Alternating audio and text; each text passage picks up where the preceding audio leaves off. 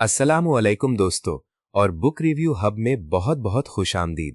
आज मैं तुमसे एक सवाल पूछना चाहता हूं।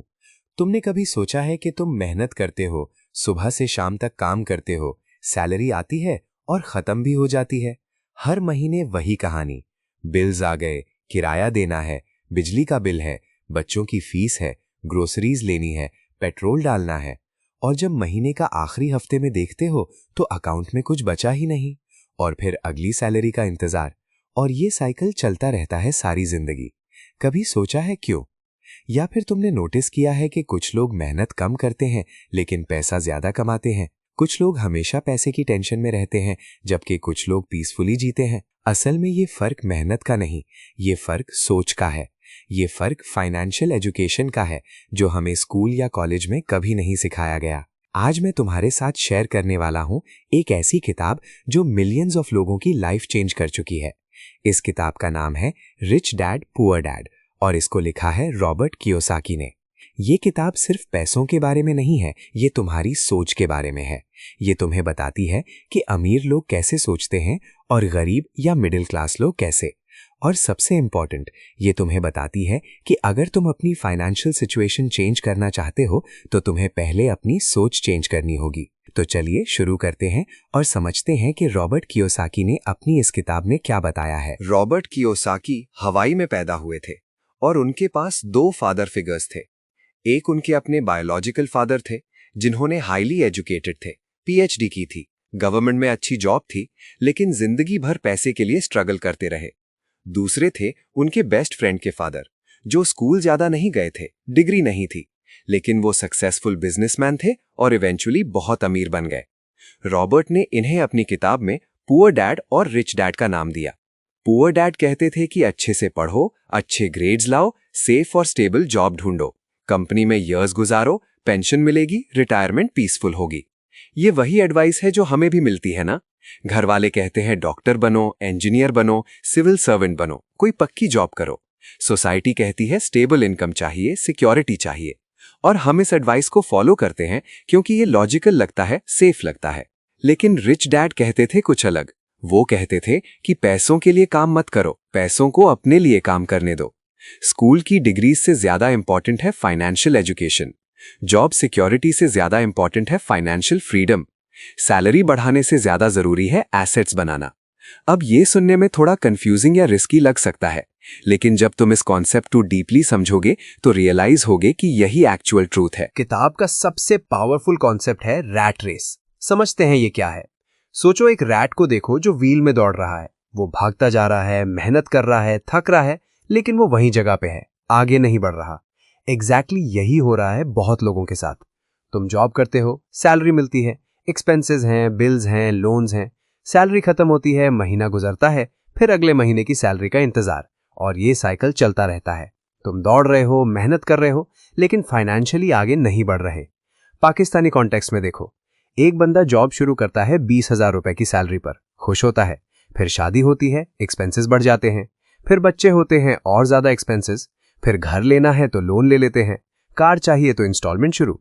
हर प्रमोशन के साथ सैलरी बढ़ती है लेकिन एक्सपेंसेस भी प्रोपोर्शनली बढ़ जाते हैं। पहले 20,000 में गुजारा हो जाता था, अब 50,000 में भी मुश्किल। क्यों? क्योंकि जैसे इनकम बढ़ती है लाइफस्टाइल भी बढ़ती है। ये रैट रेस है।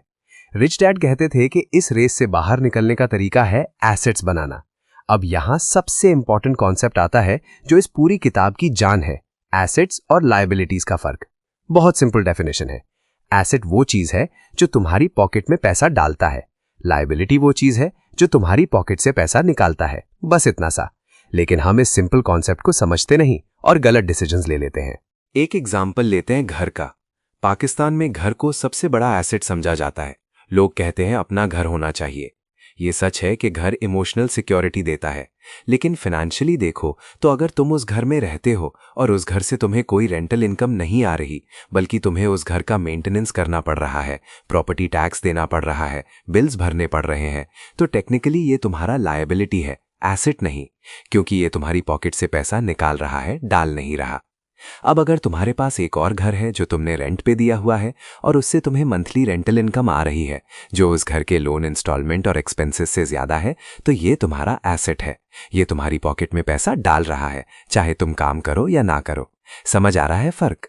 सिमिलरली कार देखो, अगर तुम कार लेते हो लोन पे तो हर महीने इंस्टॉलमेंट जाती है, पेट्रोल का खर्चा है, मेंटेनेंस है, इंश्योरेंस है, ये सब तुम्हारी पॉकेट से पैसा निकाल रहा है, तो ये लायबिलिटी है।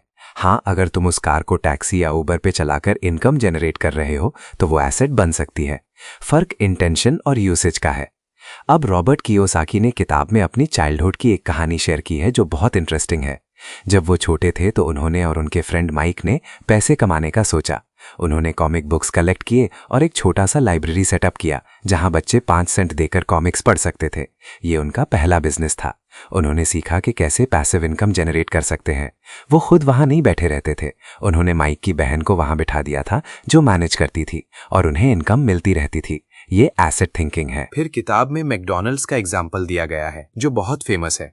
रॉबर्ट ने एक बार अपने स्टूडेंट से पूछा कि मैकडॉनल्ड्स किस बिजनेस में है। सबने कहा फास्ट फूड, बर्गर्स। लेकिन रॉबर्ट ने बताया कि McDonald's actually real estate business में है।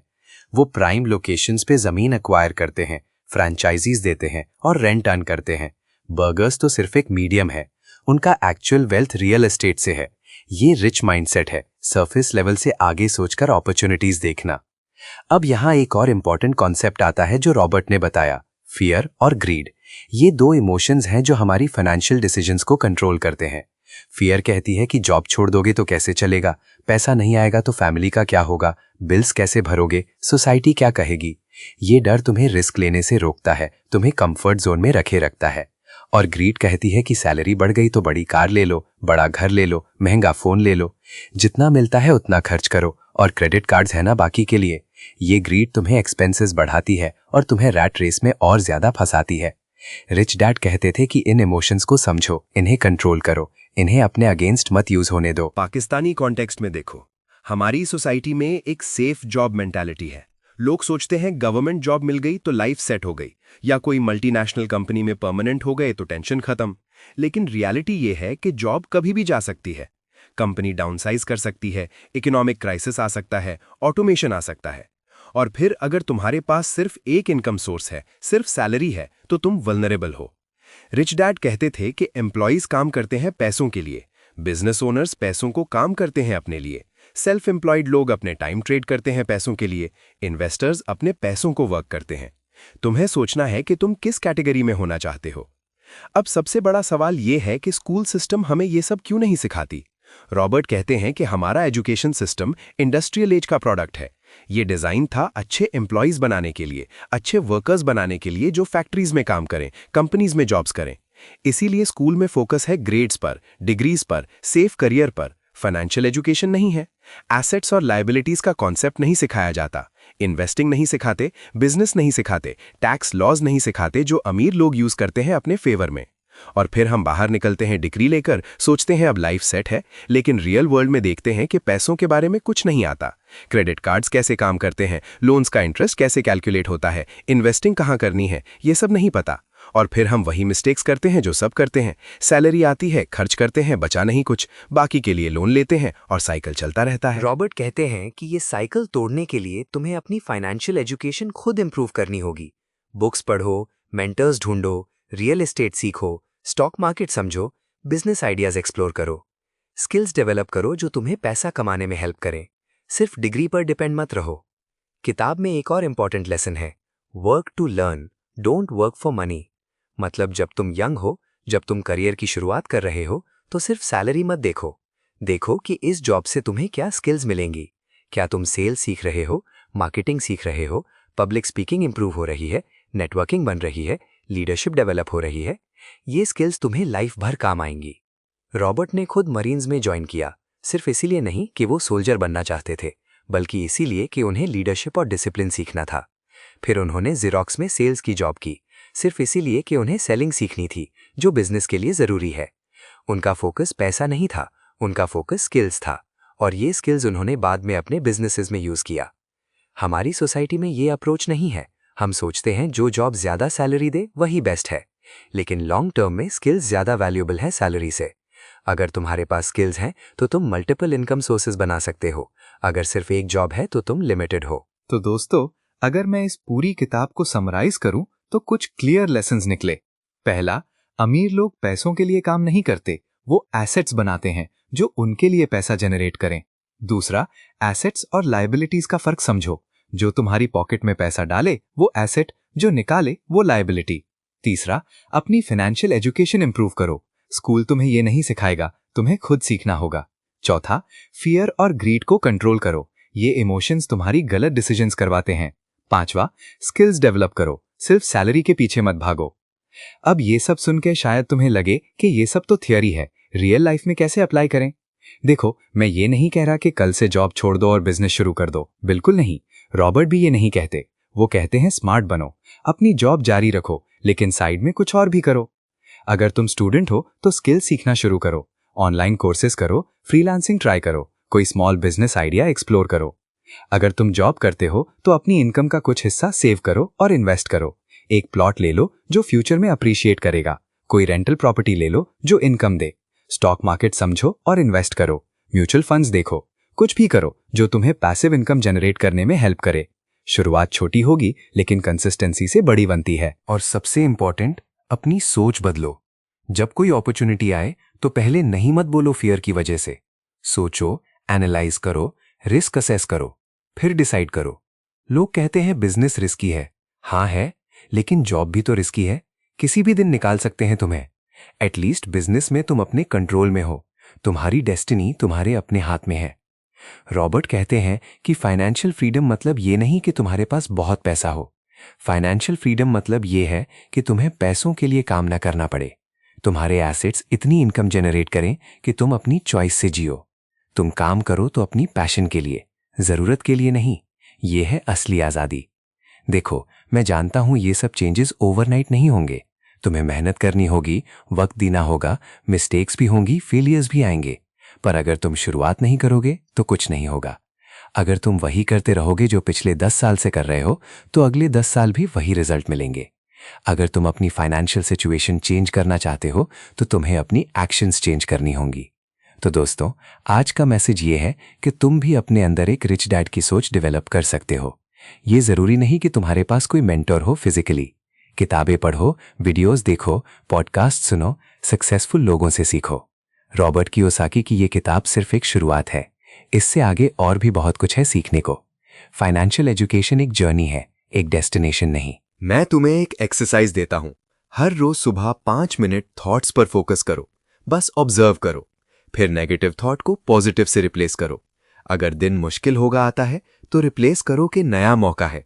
ये एक्सरसाइज माइंडसेट चेंज कर सकती है। याद रखो, तुम्हारा माइंड तुम्हारा सर्वेंट है, मास्टर नहीं। तुम्हें कमांड देना है।